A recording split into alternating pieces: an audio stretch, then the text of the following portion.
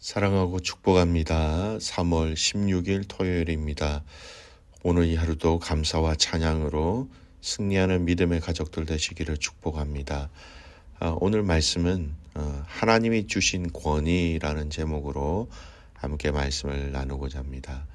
오늘 말씀은 마가복음 12장 13절에서 27절까지 말씀입니다.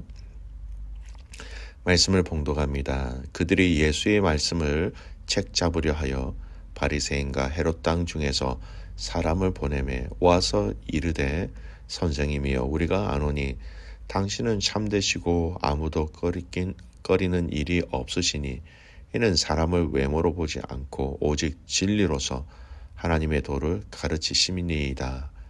가이사에게 세금을 바치는 것이 옳으니까 옳지 아니하니이까 우리가 바치리까 말리까 한데 예수께서 그 외식함을 아시고 이르시되 어찌하여 나를 시험하느냐 데나리온 하나를 가져다가 내게 보이라 하시니 가져왔거늘 예수께서 이르시되 이 형상과 이 글이 누구의 것이냐 이르되 가이사의 것이니이다.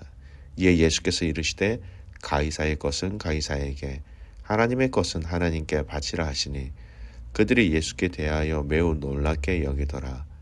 부활이 없다 하는 사두개인들이 예수께 와서 물어 이르되 선생님이여 모세가 우리에게 써 주기를 어떤 사람의 형이 자식이 없이 아내를 두고 죽으면 그 동생이 그 아내를 취하여 형을 위하여 상속자로 세워지니라 하였나이다. 7형제가 있었는데 마지가 아내를 취하였다가 상속자가 없이 죽고 둘째도 그 여자를 취하였다가 상속자가 없이 죽고 셋째도 그렇게 하여 7이 다 상속자가 없었고 최후의 여자도 죽었나이다. 7사람이 다 그를 아내로 취하였으니 부활 때에 곧 그들이 살아날 때에 그 중에 누구의 아내가 되리이까. 예수께서 이르시되 너희가 성경도 하나님의 능력도 알지 못함으로 오해함이 아니냐. 사람이 죽은 자 가운데서 살아날 때에는 장가도 아니가고 시집도 아니가고 하늘에 있는 천사들과 같으리라. 죽은 자가 살아난다는 것을 말할진대 너희가 모세의 책 중에 가시나무 떨기에 관한 글에 하나님께서 모세에게 이르시되 나는 아브라함의 하나님이요 이삭의 하나님이요 야곱의 하나님이로라 하신 말씀을 읽어보지 못하였느냐. 하나님은 죽은 자의 하나님이 아니요 산 자의 하나님이시라. 너희가 크게 오해하였도다 하시니라. 아멘. 오늘 말씀 주제는 제목은 하나님이 주신 권위라는 제목으로 말씀을 나누겠습니다. 오늘 본문의 사건은 두 가지 내용이 기록되어져 있죠. 한 가지 사건은 세금을 내는 문제입니다. 로마 황제에게 세금을 내는 것이 옳은지 그른지 질문한 것이고요. 다른 한 가지는 부활이 없다고 하는 사두개인들이 던진 부활에 관계된 문제입니다. 오늘 말씀은 이 납세의 논쟁, 세금을 내는 논쟁을 좀 중심으로 해서 말씀을 좀 나누고자 합니다. 오늘 이제 주목해야 할 구절이 있습니다. 13절 말씀 제가 읽을게요. 그들이 예수의 말씀을 책 잡으려 하여 바리새인과 헤롯 땅 중에서 사람을 보내매. 납세의 문제, 이 세금을 내야 되는가 말아야 되는가라는 이 논쟁의 특징은 바리새인과 헤롯 땅이 함께 예수님께 와서 이 문제를 제기했다는 것을 매우 특이하게 보셔야 합니다. 사실 바리새인과 헤롯 당원은 여러분 서로 생태적으로 어울리지 못하는 집단이라는 거예요. 그들은 평소에 서로 적대적인 관계가 있었으며 사상적으로도 공통점을 찾기 힘든 두 부류의 사람이 함께 왔다라는 겁니다. 특별히 그들은 세금 문제에 있어서 굉장히 첨예한 대립을 보이고 있었던 사람들이에요. 즉 바리새인들은 종교적인 이유로 납세를 반대하였다라는 겁니다. 반면에 헤롯 당원들은 헤롯을 중심으로 정치적인 이득을 얻기 위해서 모인 사람들이기 때문에 친로마 계열의 사람들이기 때문에 납세에 적극적으로 입장을 취했다는 겁니다. 반대파를 보겠습니다. 바리새인들은 로마 사람들은 로마 황제를 신으로 모시고 있는데 우리가 우리의 세금을 그에게 낸다는 것은 하나님 앞에서 구약적인 관점이죠. 우상을 숭배하는 것과 같은 것이 아닌가 그렇게 생각하였던 것입니다. 로마 황제에게 세금을 낸다라는 것은 그 자체가 로마 사람들이 신이라고 숭배하고 있는 그 로마 황제에게 이 세금을 낸다는 것은 우상 숭배와 직결되는 것이다. 이렇게 생각하고 있으니까 당연히 바리새인들은 반대할 수밖에 없었던 것입니다. 찬성파는 어떻습니까? 헤롯 당원, 로마를 향해 친로마적인 성향을 띠고 있는 사람들. 여러분, 그들에게는 로마를 통하여 이루고자 하는 정치적 욕망이 분명히 있었기 때문에 어떻게 해서든 로마가 좋아하는 일이라면 앞장서서 선동하고 주동하였다라는 겁니다. 그렇게 서로 헤롯 당원과 또 바리새인들은 사실 서로 쳐다보지도 않을 정도의 먼 불편한 관계를 가지고 있었던 그들이 예수님을 책잡고자 하여 이 문제를 가지고 예수님께 나왔다라는 겁니다. 사랑하는 성도 여러분, 그들이 서로 연합하여 예수께 찾아온 이 사실은요, 우리는 진리를 대적하는 일에 있어서 여러분 악한 세력들이 함께 힘을 모아 이 진리를 무너뜨리려고 한다라는 것, 여러분 이것을 발견할 수 있어야 되는 것입니다. 어쨌든 납세 문제에 대해서 견해를 달리하는 두 집단이 와서 예수께 납세 문제를 질문한 것 이 자체가 예수님을 시험한다 또는 음해하기 위한 계략이다라는 것입니다. 예수님께서 로마 정부에 대한 납세를 반대하시면 이번에는 헤롯 당원이 예수님을 로마 황제에 대한 반역을 선동하는 자로 고발하려고 했던 것이죠. 성도 여러분, 오늘 이 본문이 우리에게 말씀하시는 것이 어떤 의미인지 아시겠습니까? 여러분, 악한 것은요, 하나님 나라의 복음이 증거되어지고 나타나는 것에 대해서 여러분 악의 연합을 통해서라도 막고 방해한다라는 겁니다. 악은 온갖 방법을 동원해서라도 믿음의 성장과 믿음의 전진을 막고 무너뜨리고 또 없애려고 한다라는 겁니다. 이런 사단의 전략과 계획을 보면서 여러분 우리는 어떻게 해야 할까요? 믿음의 성도들, 믿음의 자녀들 또는 믿음의 이 군사들도 함께 하나가 되어 연합하여 함께 싸워 이겨야 한다라는 것이죠. 여러분 자중질환이라는 단어가 있습니다. 그들 안에서 문제가 생겨서 그들 안에서 스스로 망한다라는 겁니다. 사단은 우리 믿음의 성도들의 마음과 가정과 공동체 가운데 이러한 악한 문제를 던짐으로 우리 안에서 스스로 서로 무너지게 만드는 그런 사단의 전략이 있다는 것을 여러분 우리는 잊지 말아야 하는 것이죠. 성도 여러분, 악의 연합을 보면서 우리도 그리스도를 중심으로 함께 연합해야 한다는 것을 잊지 마시기 바랍니다. 요한복음 17장 21절 말씀, 아버지여, 아버지께서 내 안에 내가 아버지 안에 있는 것 같이 그들도 다 하나가 되어 우리 안에 있게 하사 세상으로 아버지께서 나를 보내신 것을 믿게 하옵소서. 아버지와 우리가 하나 되는 것, 그리고 우리가 서로 하나가 되어야 한다는 것을 분명히 얘기하고 있습니다. 요한복음 17장 말씀은 예수님의 대제사장적 기도 아닙니까? 이 의미가 무엇인지 여러분 깊이 아셨으면 좋겠습니다.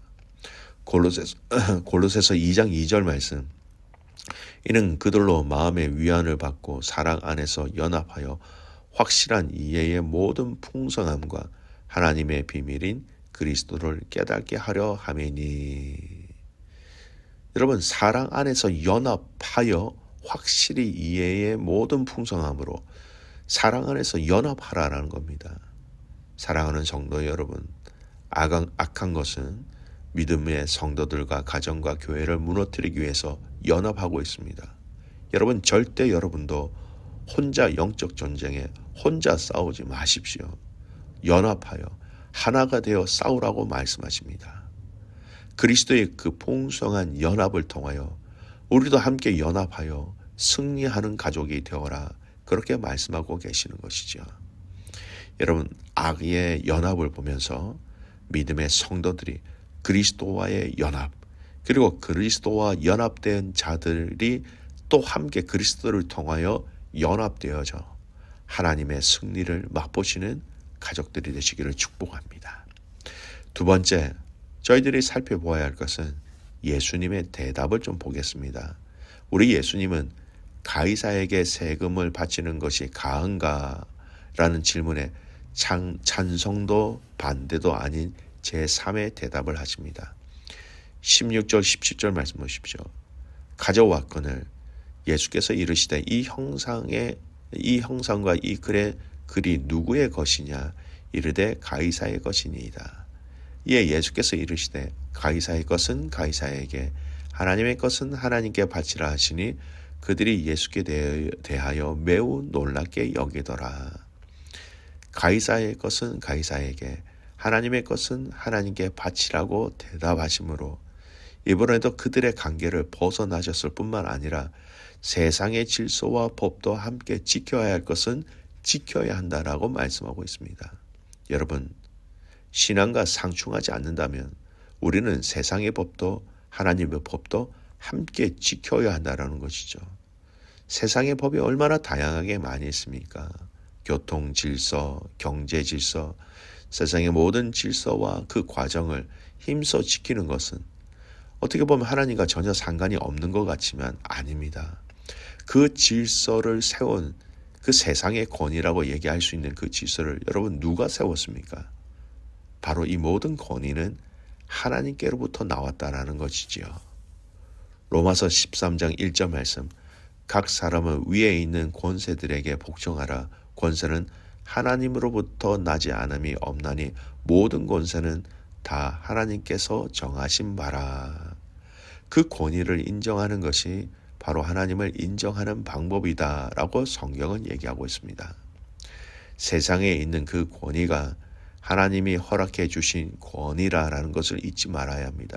그 권위의 주인이신 하나님을 기억한다면 우리가 이 세상의 권위가 다르고 틀릴 때에 어떻게 해야 하는지 금방 알 수 있는 것입니다. 이 세상의 주관자이신 하나님, 이 세상의 모든 나라와 민족과 권세와 열방을 향한 통치자가 하나님 되심을 우리 믿음의 성도들은 세상의 법도 순종하며 이를 드러낼 수 있어야 하는 것이고, 이것은 신앙의 삶으로 영역으로 이어질 때 더 강력한 하나님의 역사를 경험하게 된다라는 것입니다. 여러분, 언젠가는 이 세상의 법과 하나님의 법의 충돌은 언젠가는 있습니다. 이 하나님의 법에, 하나님의 뜻에 함께 끝까지 순종할 수 있는 저와 여러분이 되시기를 간절히 소원합니다. 말씀을 정리합니다. 두 번째 말씀부터 정리해 보겠습니다. 여러분, 모든 권위 하나님으로부터 나왔다고 성경은 얘기합니다. 그래서 믿음과 신앙에 상충되지 않는다면 그 권위도 함께 지켜야 하는 것이죠. 그리고 그 권위를 허락하신 그 하나님의 말씀이라면 우리가 더 힘써 순종하며 지켜야 하겠지요. 첫 번째 말씀으로 또 첫 번째 주제로 돌아가면 여러분, 참 중요한 것들, 악한 것들도 연합하고 있습니다. 믿음의 성도들도 그리스도와 연합하고 그리스도와 연합한 자들이 함께 연합함으로 우리의 영적 전쟁에서 우리는 승리해야 하는 것이죠.